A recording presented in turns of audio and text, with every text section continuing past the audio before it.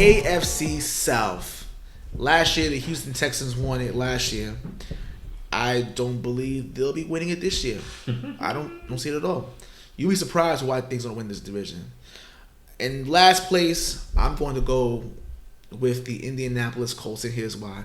It might be like I said, they've improved on the defense. That defense is very underrated. They've improved on the offensive line. Finally, how long it took you? Like 6. Too late. Yeah. Too late. I mean, like you have, like I said, Eric Ebron career last year basically was rejuvenated last year. He was dead in the water in Detroit, and he got traded to the Colts. And like I said, he had a breakout year last year. But this is where I have an issue here. The reason why I think they'll finish last place is because I love Jacoby Brissett. I think Jacoby Brissett is good. You know, he's cool and all, but I don't think he can get it done as a starting QB. I don't. And he was a Patriot, you know, just saying. I know he's a Patriot, and it hurts me to say that, but I'm just being honest. I don't see him as a starting QB in this league. I don't. He did bring in our friend, you know, the great Brian Hoyer. I'm choking. But in all seriousness though, like I think they'll be. I mean, I'm not gonna lie to you. I think a 10-6 will win this division, but I think it'll be a dogfight for this division. I think the Colts will make it interesting, but I think they'll be 6-10. You know, 6-10. Them losing Andrew Luck, and first of all, that was a real dick move. What you guys did to Andrew Luck, first of all, a real dick move. I'm gonna let you know that right now, but that's a whole different story right there. I don't know if you agree with me with that one, but we're gonna have our first hot take. We're good there. Yeah. All right, my third place finish in the AFC South. I'm gonna go with the Jacksonville Jaguars. Now, I would pick them a little higher, but I think that, you know, now that Nick Foles, I can't even say it. Oh, man, Nick Foles, man. At least they have a quarterback, because Blake Bortles is not good, and he's gone. So I think I will only say that because it's kind of like a dogfight in this division. So it's kind of like, you know, like I said, 10-6 will win this division anyway. So it will be like from 10-6, 6-10 to like basically finish it off like there. I think Jacksonville will finish third. Last year, the Jaguars had big injury issues, honestly speaking, that basically kind of killed them last year.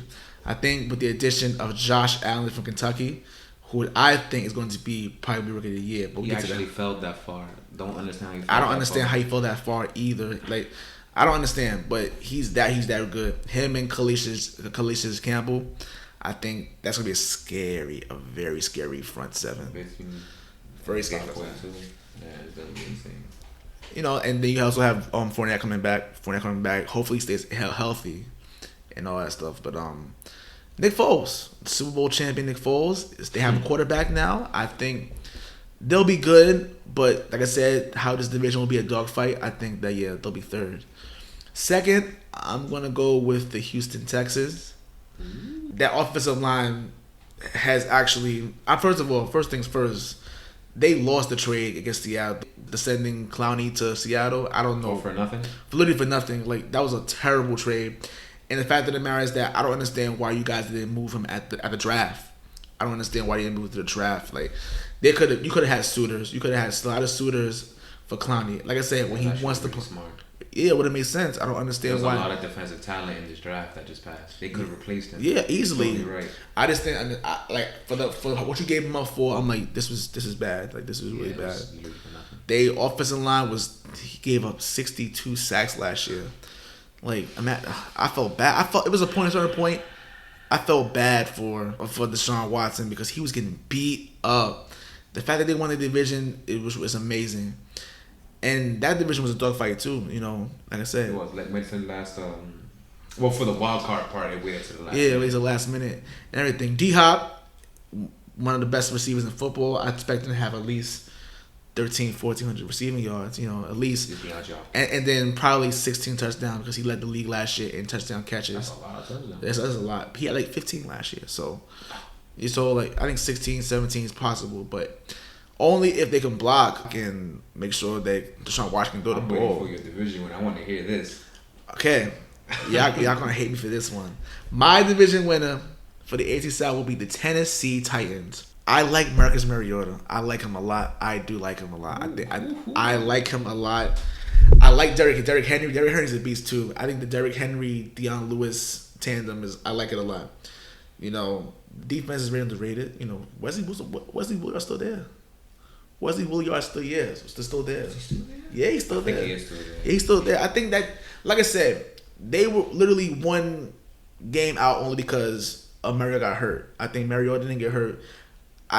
Even though the Colts beat up on the Titans a lot over the last couple of years. Apparently, they've never beaten Andrew Luck before. Yeah, I actually didn't know that. That's actually a really interesting stat. Yeah. How the Titans never beat him, but I think the Tennessee Titans will win this division at 10-6, and I'm telling you, they're gonna be a sleeper team. They're gonna shock people.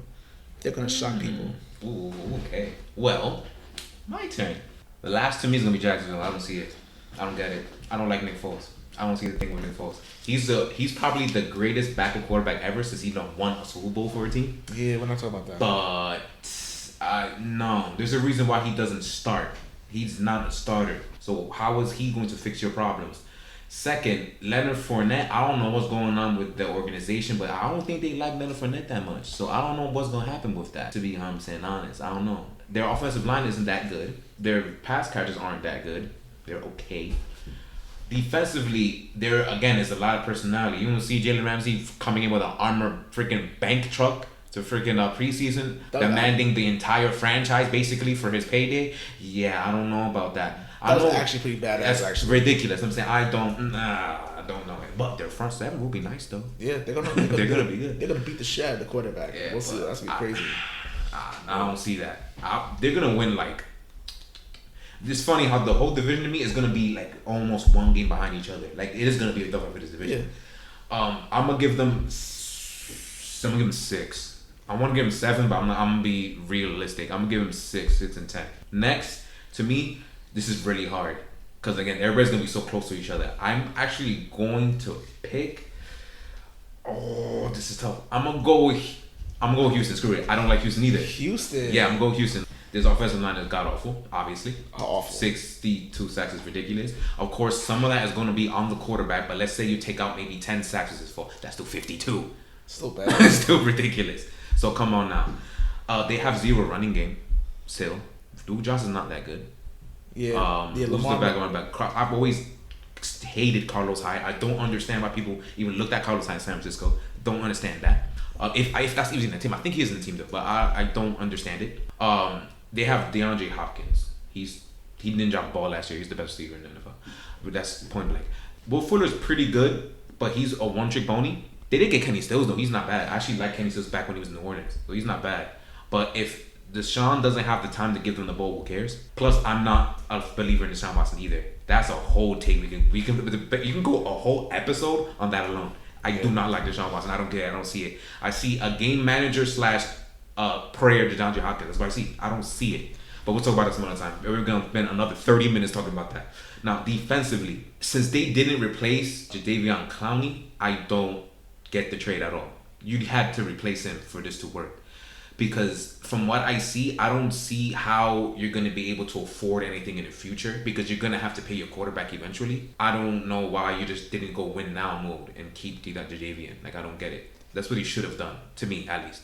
Your secondary is still trash. So you're not going to really stop any pass, catchers if your front seven doesn't hit home. At least you got J.J. Watt. And J.J. Watt is probably going to look pretty close to what he looked like 2014. I think he's fine. He's a year off of his major injury, so he should be perfectly fine. But I don't see it with this team. So I'm gonna give them 8 actually. I think them and my next place is gonna be the same. So it's pretty similar to the AFC East actually.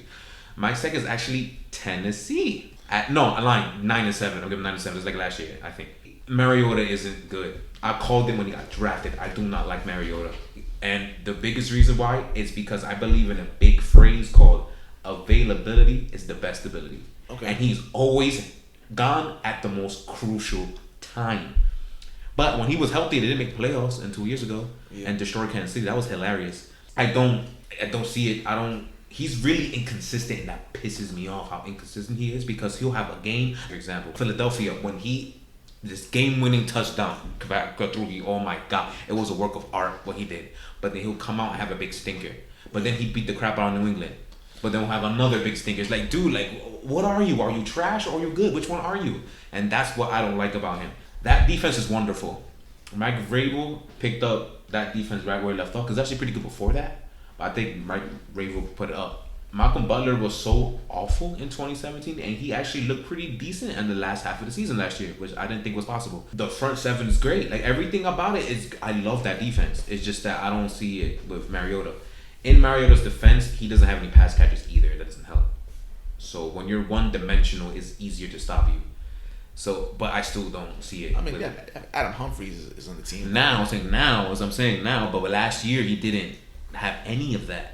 So I don't really see it. Now they got Adam Humphries. They got AJ Brown. That was the receiver opposite side of DK Metcalf, who actually ran routes. Yeah. We'll get to Seattle, but we'll see what happens. This is a contract year also for Mariota, by the way. This is the last year of his rookie deal, and they haven't re-signed him for a reason. So this is the prove it year right here. He about to get paid. I'm letting you know right now. He about to get paid. I think he's gonna get paid too. He about to get paid. I think he's gonna get paid too. I think they're gonna cave. Like this whole Tannehill crap. I don't want to buy that. I can't believe they even said that. Oh, when they signed Tannehill in the offseason, they said, "Oh, it's QB controversy." No. Are you seriously? Sure, whatever. Oh my goodness! I couldn't believe it either. Hear that horse crap. Now my division winner is still Indianapolis, and I'm gonna give you this right now. For one, who else could it possibly be to me? Every team is so mediocre to whacking this team to me that I don't. Who else is gonna be? But I like their culture. That's the biggest. I think they have the best culture out of everybody in their division. I like how improved their defense was. I really love what they did when they went to Kansas City last year in that wild card or the divisional round. It was like 20. And they really gave it to Mahomes at the second half of that game. I really love what I saw from them, especially Darius freaking Leonard. That linebacker is crazy. Yeah. Ridiculous. I love what I see from that defense. So if they keep that up, they're going to be fine to me. T.Y. Hilton is so freaking good to me. Underrated as crap. Arguably the most underrated player in the entire league. T.Y. Hilton. He's going to be fine. They have a good running game now, which is the reason why I think they're not going to miss much of a step. What happened with Andrew's retirement is they became just a one and done team now. They were almost a Super Bowl contender with Andrew Luck. Without him, you're just one and done to me. That's how good everything is. I think the coach is good. The culture is good. I usually have a rule when it comes to new players and new coaches that you have to give me at least 2 out of 3 years of success before I start pinning you. I'm breaking that, and if I mess up, it is what it is. You can all chastise me later about it, but I really like what I saw from them, and their big win streak last year spoke volumes to me. So, and Jacoby Brissett, all he has to do is not mess up. That's it. All you gotta do is not mess up. I don't want people to look back at 2017 when Andrew Luck was gone and say, well, he did nothing there. Do you remember the roster? I bet none of you remember who was even in the freaking roster in 2017, especially in the front five and offensive line. He was getting obliterated. So now that there is a good offensive line and a system, now I think he'll be fine. All he has to do pretty much is play game manager and not mess up. And I think he is capable of making a big play or two a game that'll put him over the top. So I'm giving Indianapolis a 9-7 record and making the playoffs. So it's going to be between them and Tennessee. But I think Indianapolis will pretty much pull through like last year. Except this time we hit the division, not for a wildcard spot. We'll see. I don't know. But speaking of the AFC South, Doug Marrone, I think he's on the hot seat. I think he's on the hot seat. I think the fact of the matter is that you basically outcoached yourself in that championship game against New England. And then last year, how you beat them in the week 2, you don't get too many chances like that. Yeah. I think that he's in the right direction. Jacksonville's in the right direction. I just think he's on the hot seat. They won their Super Bowl, right?